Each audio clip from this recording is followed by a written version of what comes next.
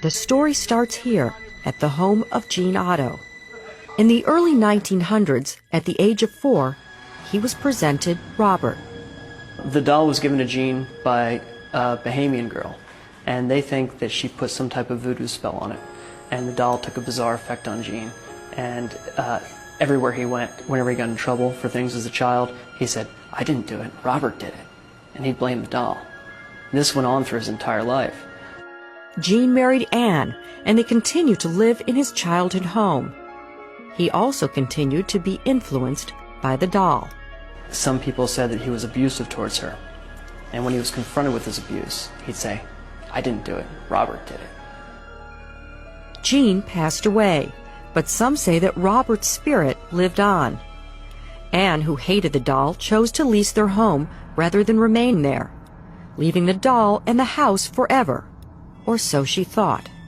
In the lease, there was a clause that said, Robert must remain the sole occupant of the attic room. And that's when weird things started happening. There were some people who rented their house out, and they'd hear moving around upstairs. They'd hear footsteps running back and forth, things moving around. They'd go up into the attic, and they'd find Robert had moved from one side of the room to the other. This is insane. We are giving our blood, doing a blood ritual sacrifice to the most haunted object in the world. You can see it there. Hang on. We are giving our blood, doing a blood ritual sacrifice to the most haunted object in the world. This is absolutely nuts to me. I'm not even kidding. Dude, I'm freaking the out. So if you want to talk to us, if you are satisfied with the offering that we have given you, please come speak into this device for us. Yeah. Okay? I'm sorry. I'm starting to feel like I can't breathe real quick. You good? No. Oh shoot, dude. It's getting like hot in here. No. You good? I can't breathe. I can't breathe. Oh shit. Let's get out of here. You good?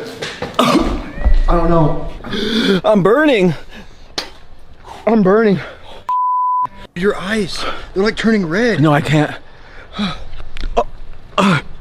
Dude, for the first time ever, we've been ghost hunting for 6 years, and after looking at Robert the doll, like I literally was like throwing up, dry heaving all over the place. What's up? So we're thinking about doing a blood ritual with a Robert the doll replica and putting it and giving it as an offering to Robert the doll. What would you say about that? No. God damn. You guys are taking it to the next level. Oh no. About a week ago, I filmed Robert the doll.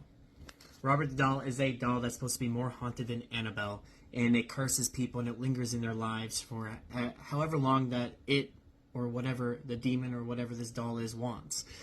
Now, the last people who filmed it were Sam and Colby, and they had a lot of bad things happen to them, obviously, in the last year since they filmed that doll. And a lot of people, there's over 10,000 written letters after visiting Robert the doll of saying sorry to him. And their whole lives have all been kind of hurt or bad things happened since they've seen the doll as well. Now, it's easy to link things up and say, oh, it's because of Robert after you see them, because bad things happen to everyone. But when bad things happen immediately to me as soon as I leave Key West, Florida, where the doll is, I mean, this is what's happening. It's been 5 or 7 days or so since I've last filmed it. My flight got canceled, and I had a huge delay. My bag still somehow got onto the flight that was canceled because I don't even know what happened, actually. Like, my flight landed, and when it landed, that flight just took off. So my flight must have been late. And then so my bag went on that plane still.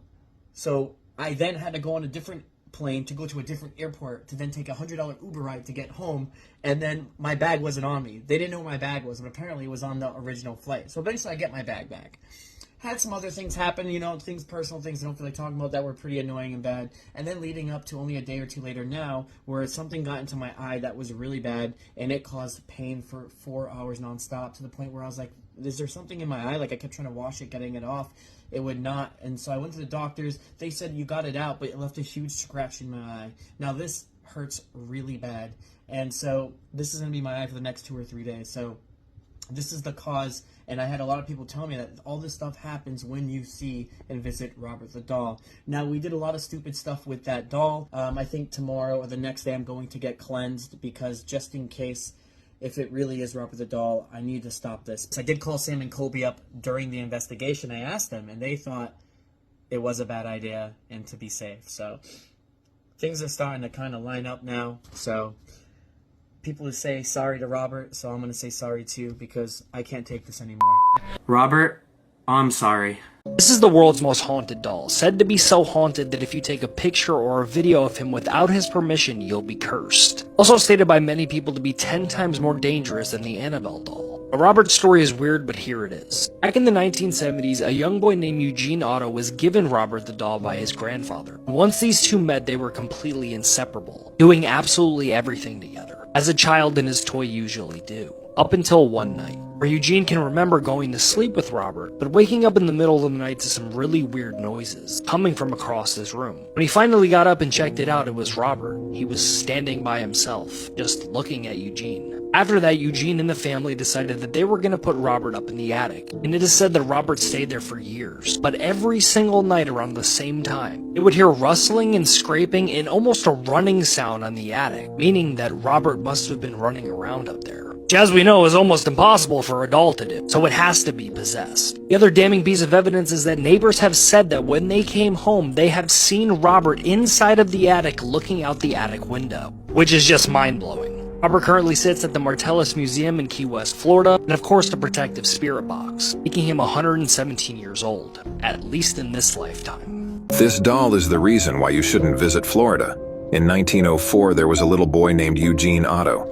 This doll was given to him as a gift from his father.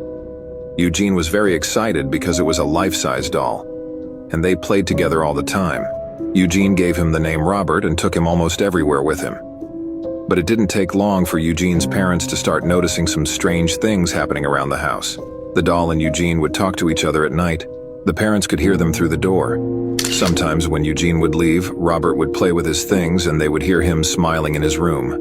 But one day, things went a little too far, and Robert the doll turned everything in Eugene's room upside down. The parents heard the big slide and opened the door to see the doll sitting on the floor.